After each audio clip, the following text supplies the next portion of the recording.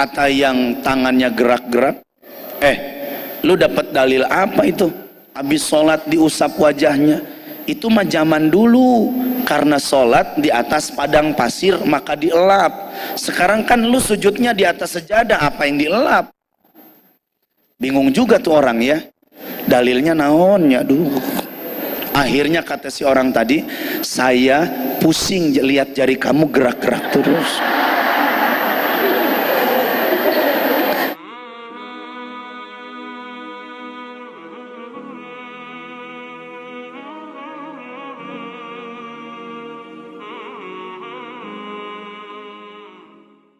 Kata ulama, as-su'al nisful ilmi. As-su'al nisful ilmi. Coba. As-su'al nisful ilmi. Bertanya itu sebagian daripada ilmu. Jadi orang bertanya ini akan menguntungkan 3 orang. Sekali lagi, orang yang bertanya akan memberikan keuntungan kepada 3 orang. 1, yaitu beruntung untuk yang bertanya. Jadi yang nanya udah pasti untung, karena segala masalah yang ia pertanyakan terjawab saat itu. Betul? Betul? Yang nanya pasti beruntung karena masalahnya terjawab. 1. Keuntungan yang kedua adalah untuk jamaah yang mendengarkan. Saat satu orang yang bertanya dijawab oleh seorang ustadz yang dapat ilmu satu majelis. Betul? Kan yang nanya cuma satu orang, yang dapat ilmu satu majelis. Maka pertanyaan itu adalah bagian daripada ilmu. 3, orang yang bertanya akan memberikan keuntungan buat siapa? Buat yang ditanya, buat orang yang ditanya. Siapa orang yang ditanya? Ustadz, mu'alim, kiai, guru ngaji, narasumber, habib, ulama, ajengan. Kenapa beruntung? Saat dia ditanya ada ilmu atau fan-fan ilmu yang ia belum tahu, bahkan dia ragu kalau disampaikan, sehingga pertanyaan tadi dia tunda untuk di kemudian hari dia jawab. Maka itu akan memberikan keuntungan buat si ustadz, kiai, ulama, habaib, orang soleh tadi, untuk memperkaya ilmu dalam dirinya. Sekali lagi, jadi kalau ada pertanyaan jamaah yang tidak bisa dijawab oleh ustadz, malu nggak tuh ustadz? Ente era. Kenapa? Karena kata Imam Syafi'i, seorang imam, saat ditanya, Imam Syafi'i jawabannya ana la adri. Saya kebetulan belum tahu. Saya cari tahu dulu ya. Tuh. Maka Imam Syafi'i pulang ke rumah, bertanyalah beliau kepada para gurunya. Maka Imam Syafi'i di situ bertanya. Ngante dijawab ku gurunya, kamu nanya. Nggak begitu. Maka ibu, seorang guru nggak usah malu saat dia tidak mampu menjawab, dan itu tidak akan merusak harga diri seorang guru.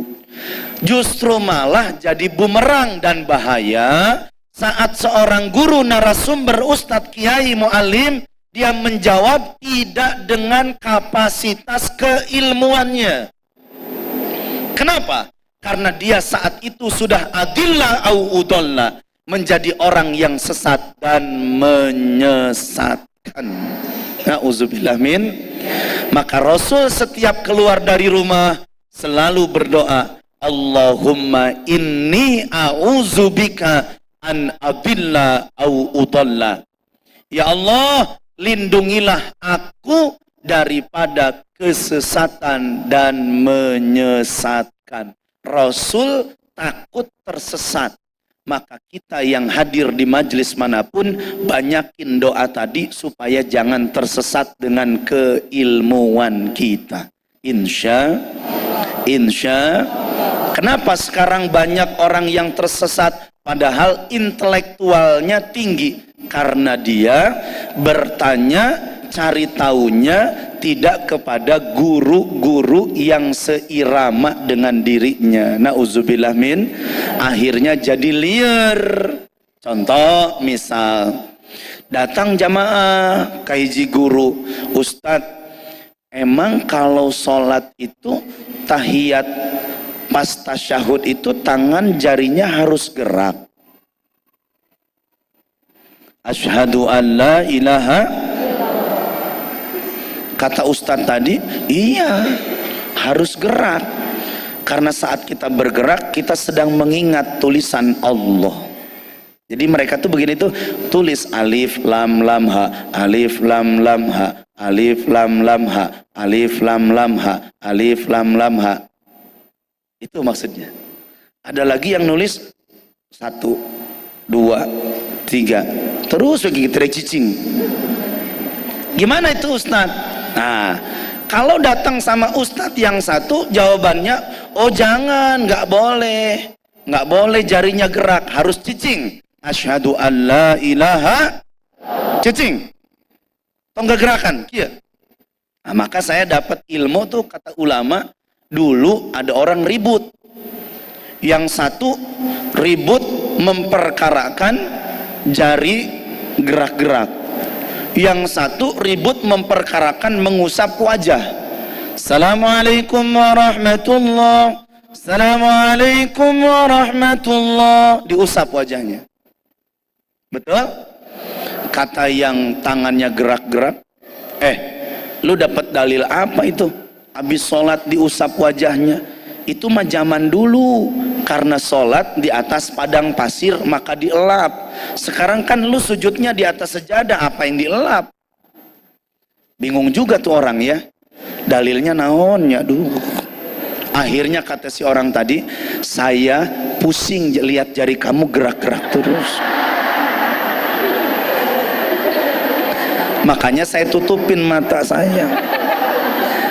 Teribut akhirnya. Maka ibu, banyaknya terjadi sekarang keributan itu bukan hanya premanisme, tapi juga ustadz kalangan para penuntut ilmu juga pada ribut. Kenapa? Karena dia mempertahankan ego intelektualitasnya. Yang satu kekeh mempertahankan argumennya, yang satu kekeh mempertahankan pendapatnya. Akhirnya apa? Tidak ketemu titik solusinya. Maka kita ngaji harus punya guru mursyid, guru yang akan membimbing kita, menengahkan kita, mendamaikan keributan di dalam hati kita supaya kita nyambung kepada Rasulullah Sallallahu Alaihi Wasallam. Yang ngusap benar, yang gerak-gerak juga tidak ada masalah. Betul?